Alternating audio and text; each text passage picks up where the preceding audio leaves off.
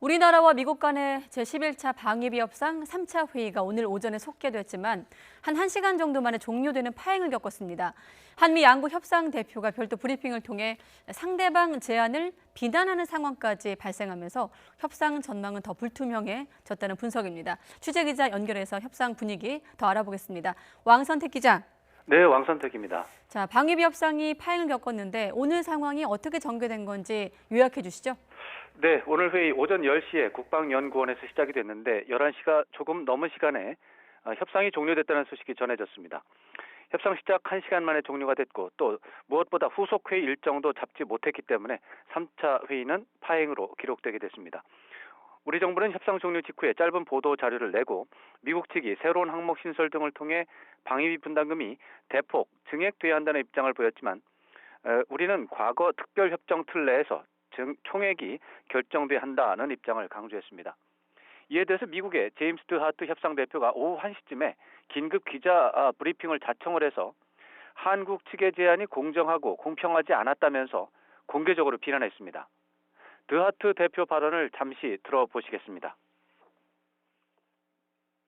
Unfortunately, the proposals that were put forward by the Korean negotiating team were not responsive to our request for fair and equitable burden sharing.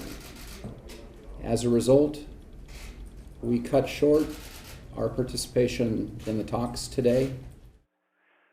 네, 드하트 대표 브리핑에 이어서 우리 정부 협상 대표인 정은보 대표도 2시 30분에 외교부 정례 브리핑 기회를 활용해서 공개적으로 미국의 제안을 비판하는 평가를 밝혔습니다. 정은보 대표 발언도 잠시 들어보시겠습니다. 미국 측의 전체적인 제안과 또 저희가 임하고자 하는 원칙적 측면에서 상당한 차이가 있는 것은 사실입니다.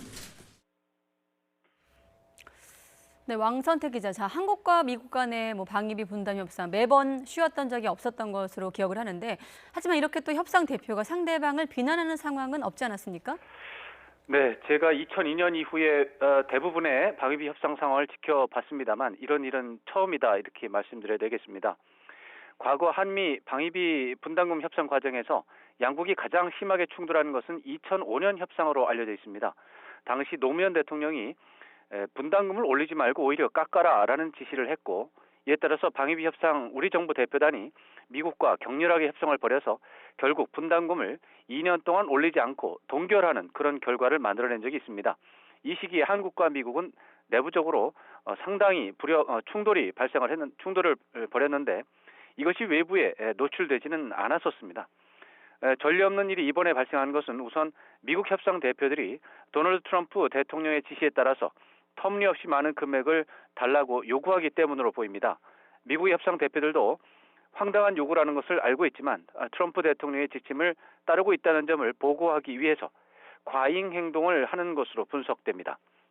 또 이와 관련해서 우리 측 협상 대표가 기존의 외교부 출신에서 기재부 출신으로 변경된 것도 영향을 미친 것으로 보입니다. 외교부 출신 협상 대표는 한미 동맹에 파열음이 노출되는 것을 막고 협상을 진행하려는 특성이 있었지만 현재 정은보 대표는 기재부 출신으로 황당한 요구에 대해서는 단호하게 대응하는 특성을 보이는 것으로 해석됩니다. 이렇게 3차 회의가 파행으로 종료가 되고 특히 차기 회의 날짜도 잡지 못했기 때문에 한미 방위비 협상 전망은 더욱 불투명해진 것으로 평가됩니다. 특히 방위비 분담금 대폭 인상은 트럼프 대통령의 관심사라는 점에서 이번 3차 회의 파행은 한미 동맹 관리에도 상당한 부담을 안겨줄 것으로 우려됩니다. 지금까지 YTN 왕선택입니다.